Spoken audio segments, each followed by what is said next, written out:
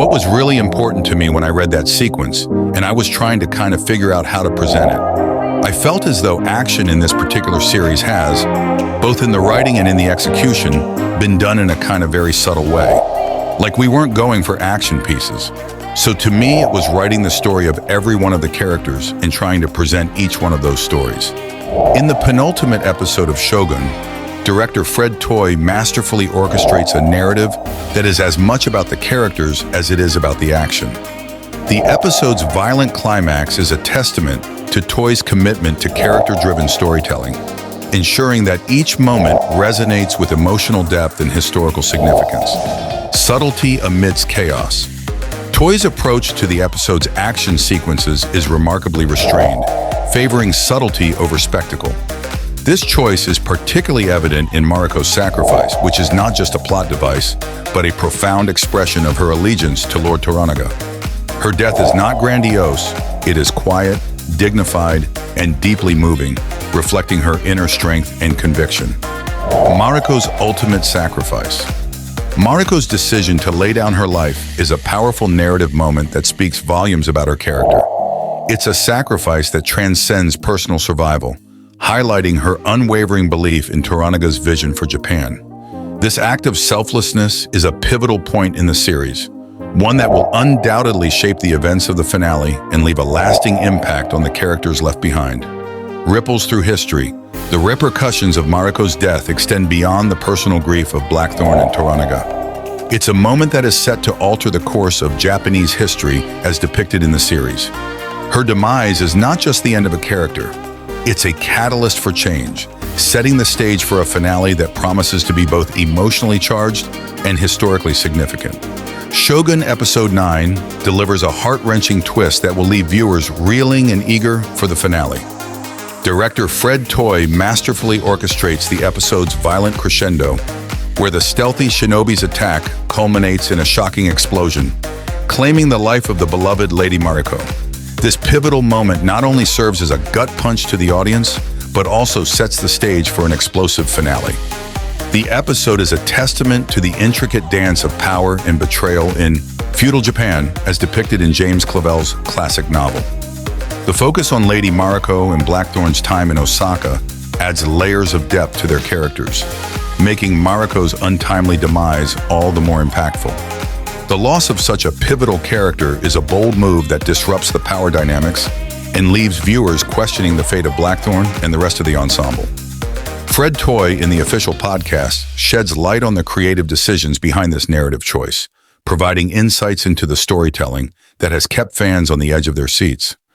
As we brace for the final showdown, Shogun Episode 9 ensures that the series' conclusion will be anything but predictable.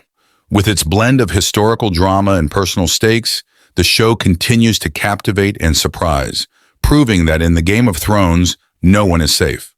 Tune in for the finale, where the fate of nations and individuals will be sealed with the same stroke of boldness that has defined the series thus far. In the latest episode of Shogun, director Fred Toye takes us on a gripping journey that culminates in a heart-stopping moment, forever changing the course of the series. As we delve into the penultimate episode, we witness the harrowing sacrifice of Lady Mariko, portrayed with poignant depth by Anna Sawai. Her final moments are crafted with a delicate balance of intensity and subtlety, a narrative choice that resonates deeply with the show's thematic core.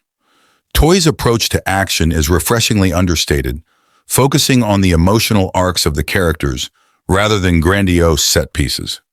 This decision amplifies the impact of each character's story, allowing the audience to connect on a more personal level. The director's comments reveal a thoughtful consideration for storytelling, ensuring that every action serves the narrative and the character's development. As we approach the finale, the anticipation builds. Toye teases what's in store for Episode 10, leaving fans eager to see how the intricate web of feudal politics and personal vendettas will resolve. Will the characters find their peace or be consumed by the tumultuous tides of power and ambition? Shogun has consistently delivered a rich tapestry of drama and intrigue, and if this episode is anything to go by, the finale is poised to be a masterful conclusion to an epic saga. Tune in and prepare for a finale that promises to be as emotionally charged as it is visually stunning. So each thing that happens, Yabu allows the team to come in the back door. Making that a Yabu moment, that was the critical thing. Like, okay, there's going to be a little humor. All of a sudden, out of all of this, you cut to Yabu cruising around the hallway acting very suspicious. There's a sense of humor to that, so it's like, okay, something's going to happen. I wanted the inroad to it to be a Yabu moment. We wrote a story for everything that was happening, but it was effectively infiltrate the castle and find Mariko and take her hostage. What we were hoping for was this mixture of subtle action but also humor, being able to cut back to Yabu. But ultimately, when we get the room and Blackthorne and Mariko are together, that not be, Blackthorne has the upper hand on everybody, and that all of a sudden that becomes a hero sequence, that they still be totally in peril. It's a sad moment. I really do feel saddened that their relationship, at least in a physical world, ends in that moment. But I think that Blackthorne begins to understand the gravity of her role in this basically change of hands that happens. That if you become a student of this era, you know the Edo period begins after that. And her role in that experience was massive, and that her sacrifice was for a much greater cause. She believed so much in her lord and Toranaga's plan that she was willing to give her life for it. She was willing to give up the things that were her dreams of freedom and the other things that made her close to Blackthorne. But ultimately, in that moment, you are seeing physically and literally that her role in the history of Japan is cemented with the sacrifice that she makes. I think that the finale is very subtle, and I think it's a place that you don't expect to go in the finale of something so epic and huge as this show. And I think the loss of Mariko is felt not only in Blackthorne and the other characters and Toranaga's experience, but it also has this kind of impact on history that you feel when you watch the episode. Because the final episode starts to bring in the historical context of all of these events that we've been watching.